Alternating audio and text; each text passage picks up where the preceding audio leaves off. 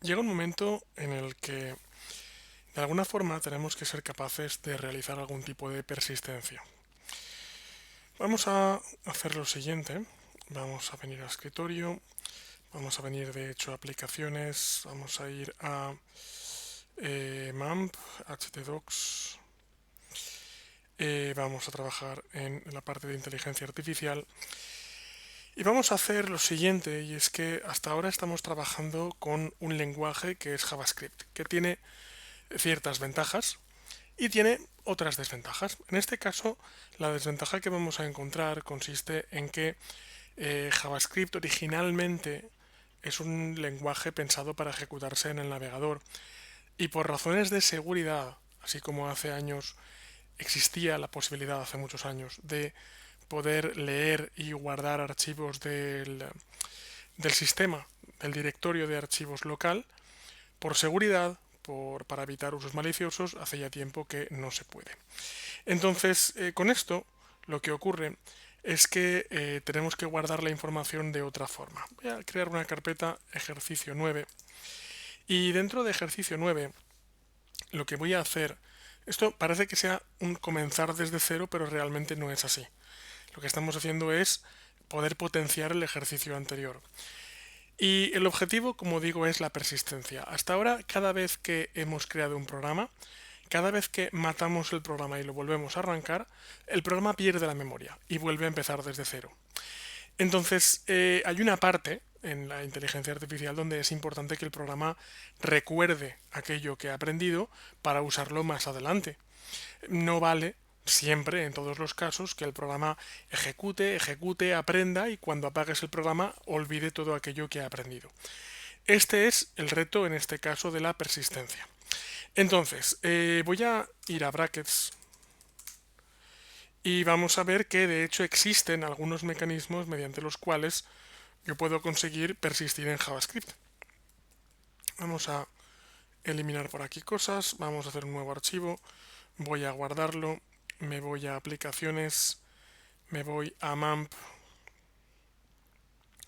me voy a htdocs, inteligencia artificial, ejercicio 9 y en el ejercicio 9, hola, aquí está, voy a guardar este archivo como index.html y sin hacer mucho más, aparte de que voy a abrir el MAMP, por supuesto que sí, pero vamos a OK y OK y OK. Bien, lo que voy a hacer ahora es poner localhost, aquí contraseña, no, me sobra un carácter. Bien, localhost barra inteligencia artificial ejercicio 9, vaya, inteligencia artificial ejercicio 9. Vale, no hay nada evidentemente en la pantalla y lo que voy a hacer ahora es que voy a inspeccionar y al inspeccionar voy a ir a una pestaña que actualmente recibe el nombre de Application o aplicación.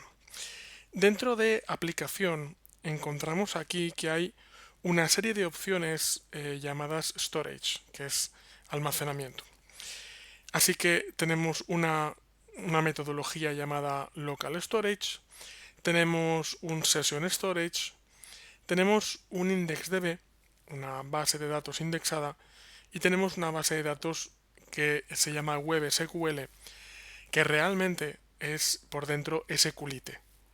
Dentro de las bases de datos basadas en SQL hay una que es sencilla, que es ligera, pero que es muy utilizada, que es WebSQL. Y luego hay otra alternativa y otro medio que son las cookies.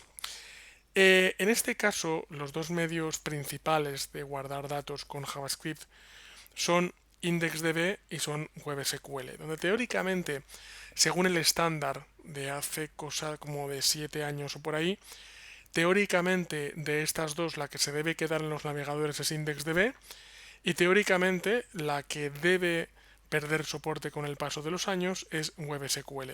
Sin embargo, lo que está ocurriendo es lo contrario. Lo que está ocurriendo es que WebSQL, que insisto, al final es SQLite y SQLite se usa en un montón de contextos, pues WebSQL es la que se está quedando como base de datos. Porque además luego, si estamos en JavaScript y vamos a otro lenguaje de programación, en muchos casos nos vamos a encontrar o bien bases de datos basadas en SQL o bien directamente nos encontraremos con SQLite. Por eso es por lo que, según el estándar, según la oficialidad, digamos, usar Web SQL no es seguro. También digo que si vamos revisando el estado de los navegadores, y yo lo hago de cuando en cuando, veremos que en los navegadores principales no hay intención de soltar el soporte para Web SQL. Veremos que pese a que no es el oficial, al final yo considero que es mucho mejor. No solo para guardar datos, sino luego, ahora veremos, para almacenar, o sea, para recuperar esos datos. Así que vamos a hacer una primera conexión con WebSQL y vamos a ver cómo trabaja por dentro. Así que WebSQL Simple Example. Voy mientras tanto a preparar un archivo y digo HTML head body. Voy a hacer un script. Vale, y ahora vamos a ver este. Y vale, correcto, este mismo. Muy bien, pues a ver dónde estás. Ahí. A ver. Un momento, se ha quedado un poco frito. Vale, como vemos el lenguaje no es muy complejo, en el sentido de que crea una base de datos, le pone un nombre, en este caso voy a llamarla pues prueba, le pone una versión, una descripción y vamos a verlo, en este caso es base de datos de prueba y le asigna un número de bytes, en este caso es 2 por 1024 son 2 megas, perdón, son 2K, quería decir, 2 kilobytes, porque por 1024 son kilo, por 1024 son 2 megas. Esto quiere decir que al abrir una base de datos estoy indicando exactamente cuántos elementos, cuánta memoria máxima quiero almacenar. Y ahora a continuación ejecuto una transacción y en la transacción, o sea, si he creado la variable db y a la variable db le asigno abrir la base de datos, luego tengo db.transaction, que es que ejecuto una transacción y a partir de aquí lo que hago es ejecutar una sentencia SQL. Voy a crear una tabla, recordemos que WebSQL al final trabaja con SQLite, ¿vale? Entonces SQLite trabaja con tablas, como la gran mayoría de bases de datos basadas en SQL, y dice, crea una tabla si no existe previamente llamada agenda, vamos a empezar con una agenda, y creo un ID único, creo un nombre, creo unos apellidos y creo un teléfono. Lo que estoy haciendo es alojar una base de datos.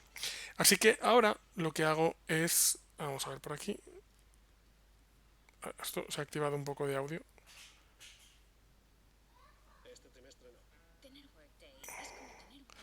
Vamos a silenciar. Vale. Entonces, a partir de ahí, lo que hago es recargar. Y en WebSQL compruebo que ahora existe una base de datos llamada prueba. Evidentemente tengo que recargar para que ese código se ejecute. Pincho en prueba y en prueba me doy cuenta, la base de datos prueba, me doy cuenta que hay una tabla llamada agenda.